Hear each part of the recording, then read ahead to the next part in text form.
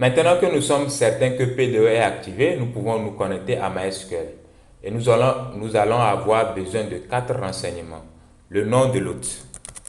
Le nom de l'hôte. Voilà, donc c'est l'adresse de l'ordinateur où MySQL est installé comme une adresse IP.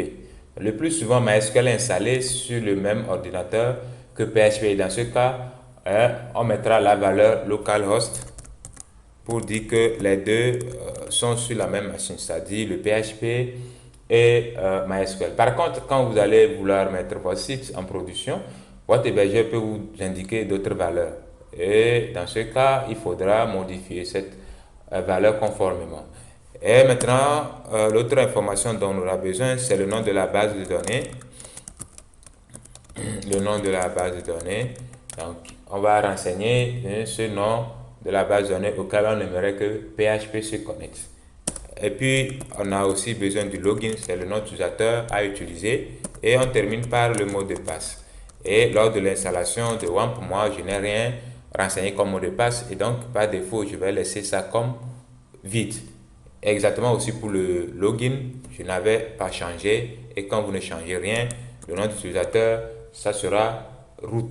Vous voyez que c'est très simple. Pour ceux qui ont changé ces informations lors de l'installation, il faut l'adapter convenablement. Nous avons maintenant toutes les informations nécessaires pour utiliser le PDO pour se connecter à notre base de données MySQL en passant par le PHP. Et pour ce faire, je vais créer un nouveau fichier que je vais nommer bd.php.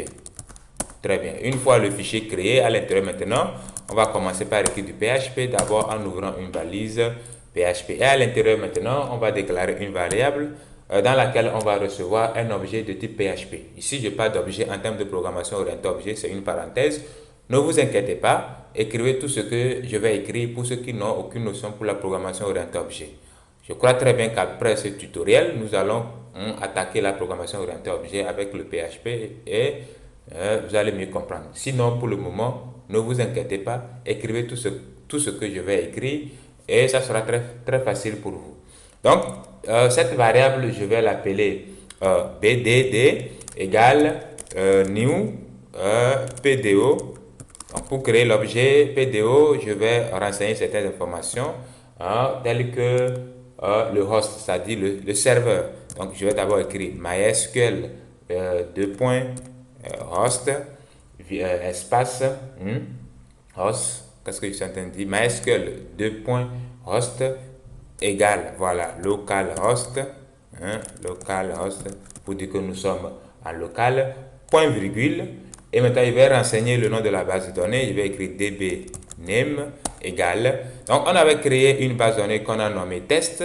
Donc, c'est tout ce que je vais écrire là-bas, test. Là, PHP va se connecter à la base de données test. Virgule, maintenant, je vais renseigner le nom d'utilisateur et mon nom d'utilisateur ici, c'est root.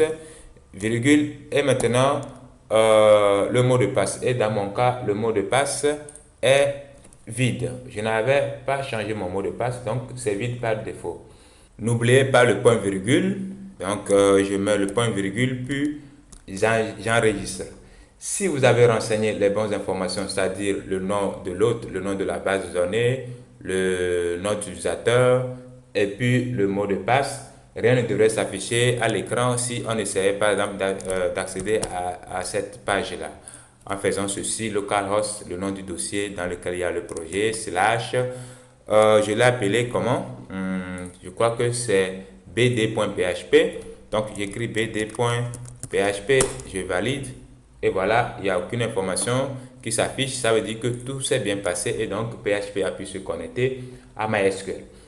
Toutefois, s'il y a une erreur, vous êtes par exemple trompé de mot de passe ou de nom de base de données, PHP risque d'afficher toutes les lignes qui posent l'erreur, ce qui inclut le mot de passe. Donc ici, supposons que je fasse une erreur de base de données.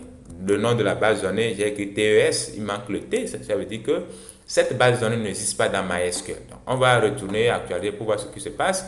Donc, il y a un ensemble d'informations qui s'affichent et même, vous voyez, le nom de la base de données que j'ai indiqué et beaucoup d'informations. Vous voyez le username même qui est visible. Ça, c'est dangereux, très dangereux. Donc, vous ne voulez pas que par exemple que vos visiteurs puissent voir le mot de passe si une erreur survient lorsque votre site est en ligne. Donc il est préférable de traiter les erreurs. Donc en cas d'erreur, un PDO renvoie ce qu'on appelle une exception qui permet de capturer l'erreur. Donc pour mettre ça en place, c'est très simple. Avant de commencer par écrire cette ligne, je vais juste couper ça et après coller. Je commence par un mot-clé, try. Et maintenant, j'ouvre les accolades et je colle ma ligne à l'intérieur. Donc, c'est une façon de capturer en fait les erreurs. Donc, j'essaie d'exécuter cette ligne, c'est ça, le try, essayer, try something, essayer quelque chose. Donc, j'essaie d'exécuter cette instruction et s'il y a une erreur, je vais capturer ça. Et pour dire capturer une exception, là, je vais écrire catch, comme ceci. Entre parenthèses, maintenant, je vais lui passer une classe d'exception, exception, voilà, ici, c'est une valeur, donc je décale la variable, dans la classe exception.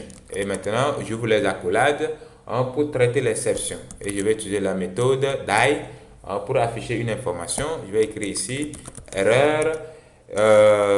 Donc ça va m'afficher maintenant une erreur. Espace, je vais concaténer avec l'erreur que je vais récupérer de la méthode getMessage de la variable e.